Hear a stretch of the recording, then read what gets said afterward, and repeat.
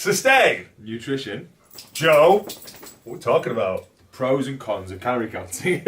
So, lots of people will advocate counting calories for their weight loss. So we're going to go through a few pros, but also a few cons. And then you can decide whether it's for you or not. Go for a pro, it's accurate. Calorie counting is extremely accurate. If you can weigh all of your food and you sync it up correctly, then you are going to know exactly how many calories that you've taken in that day, week, month, whatever. So if you want to lose weight, you need to create a calorie deficit. So if you're tracking your calories, and you already know how many you need to maintain, if you eat in a deficit, you cannot fail but lose weight. Yes. Pro. Con. It's not accurate. So this is all going to depend on the foods that you're inputting. You know, I've seen people before put stuff in and it says that their 50 grams of chicken has 50 grams of protein in. If you're completely unaware of calorific intake, then you're going to have some real issues because there's going to be misnomers. Now, I appreciate that MyFitnessPal have done their best to improve this, but there's some things that you can't control. Yeah, it's very easy to kind of underestimate the amount of calories that you're having and therefore skewing your deficit. You might think that you're consistently eating in a deficit when actually you're not, and that's not going to help you with your weight loss. There's lots of studies that have shown this, that on the whole, people are scientifically crap at working out how many calories in their meals, and if you end up just kind of hoping for the best, then that's going to reflect in your results, unfortunately.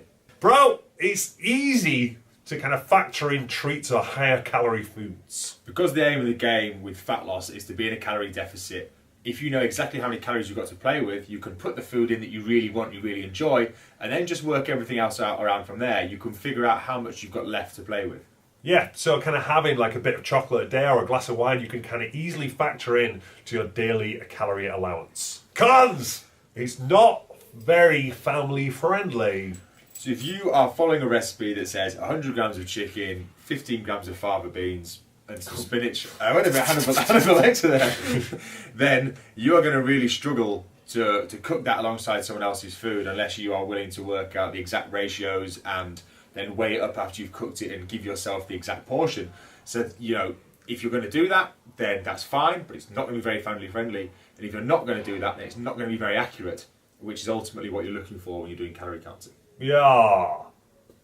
Bro, it gives you more awareness. So often when people start eating high calorie foods, they're not really aware of how many calories are in it and then what that means. So people will kind of believe they're in a deficit or they've eaten quite well. But if you can log and track all of these small things, then it's there's a number in front of you. You can see exactly how much you've eaten and you'll get awareness of exactly what you're taking in. Yeah, I think, you know, for me, people believe that if you eat clean, then it's healthy, it's going to help your weight loss. But if you have a bowl of, say, like oats with chia seeds, banana, nut butter, almonds, Coconut oil and honey. honey, coconut oil in, which are all kind of natural, kind of healthy, clean-eating foods, and then it comes out, you put it into MyFitnessPal and you've eaten 1,000 calories for your breakfast, then it's kind of good for giving you an awareness of the calorie values of certain foods. The same with, you know, biscuits and things like that, is it's quite easy to think a couple of biscuits won't add up. But if they're quite high calorie biscuits, then you can see it's taking up a big percentage of your day and you can question whether it's going to be worth it for you to keep in or not. Yeah, you might see that your snacks actually have the same calorie value as your meals. Cons, it's difficult to eat out. So, what you'll find then is that because there needs to be a degree of accuracy, is that anything where there's a big variable in, you're going to really struggle because you're suddenly going to be guessing and picking almost, you know, not random numbers, but you're going to be doing educated guesses. So if you go out to eat at a friend's, you go out for a meal, you're working away, you've just got to pick something up on the hoof or something where you can't measure it accurately, then this is all going to add elements of inaccuracy to what you're doing. Yeah, so it's, you know, if you go to kind of MyFitnessPal, which is obviously a real kind of common way of people tracking their calories, you might be able to get some information on kind of the generic kind of chains, like places like Nando's, Bella Italia, etc. But if you go somewhere else, you know, just to your kind of local place or, you know, independently owned restaurant, it's going to be nearly impossible to get the correct numbers. And also, there's so many variables through, you know, different restaurants and kind of how much oil was used, how much veg, how much dough, how much meat, etc., that it's just not accurate to hit these calorie numbers. Cons. It doesn't encourage nutrition. So if you are looking at things from just a calorie perspective, then you're going to miss the health side of things. So people will work in any foods they particularly enjoy and then forget that things like avocados, salmon, red meat, any of the higher fat foods, they have a lot of nutritional properties and nutritional benefits that your body needs and will benefit from. So the temptation is just to shoehorn in the processed foods and then to not have the nutritious ones. Obviously this is going to depend on the individual, but it's just something that you tend to see, and it's going to be human nature to get away with kind of as much as you can if you're given this option. Yeah, it's just about finding that balance. So, people generally have protein to hit, a target to hit, a carbohydrate to hit, maybe even a fat target to hit, but definitely a calorie target to hit. So if you only got, 1,000 calories or 1,500 calories, you're probably going to try and spend it on as enjoyable foods as possible and kind of miss out the more nutritious stuff. So you've got to err on the side of caution there for me. Bro, it's easy to adjust. Not quite sure what that was there. Sassy. So, if you are accurately logging your food and you don't make progress, it's very, very easy to then make progress because all you have to do is reduce your calorie intake. So, it's very, very easy to decide whether you are taking in too much or the right amount for fat loss because you can track it and you can immediately see the results of what you're doing and then adjust your calorie intake from there depending on your goal. Yeah, so if you're hitting your numbers consistently and the scale's not moving the way you want it to, or you're not getting the results that you want to, it's very easy to, kind of plus or minus a few hundred calories to get the result that you want. Because it's so hard.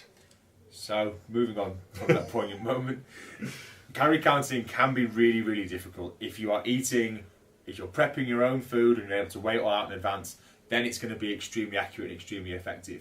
The more variables you add in, the more times you eat out, the more times you're unable to weigh your food, the harder it's going to get. If you eat out or you eat off plan, the temptation is to not log these things, especially when it's something that you're going to struggle to be accurate with. The temptation is always there, and it's just really, really difficult to do. Weighing out all of your food is super time consuming, and it's a real pain to do 7 days a week, 4 weeks a year, 4 weeks a month. 12 months a year. God, it took me a while there. Wow. Quick maths, yeah. So yeah, it is hard, it is time consuming, and it's something that you have to be super consistent with because, if you just log Monday to Friday and then you don't do Saturday, Sunday because they were a bit iffy, the Monday to Friday numbers don't really mean anything because you could have completely skewed by overeating massively on the Saturday and the Sunday. So it's something that's hard and it has to be consistent. Oh, that sounds dodgy. Cons, it doesn't address your issues. So this is ultimately our kind of biggest gripe with calorie counting, and it's one of the reasons that we set up Sustain is because the issue most people have is not that they don't know what's got high calories in and what doesn't. It's not that they don't know what they should eat. It's that they struggle to do these things consistently. Just trying to reduce the amount of low quality food you have is fine, and it does work. But it doesn't look at the reason that people are having it. And often it's because people have got it as a crutch. So they have it because they're hungry, or because they're sad, or because they're tired. And these are the things that you don't need to know the calorie content of the food. You need to find a different solution and find a way for you to have less of these things in your life. Yeah, we all have, I'd say, a pretty good idea of the foods that we eat or overeat that make us gain weight. Oh, mince pies, anyone?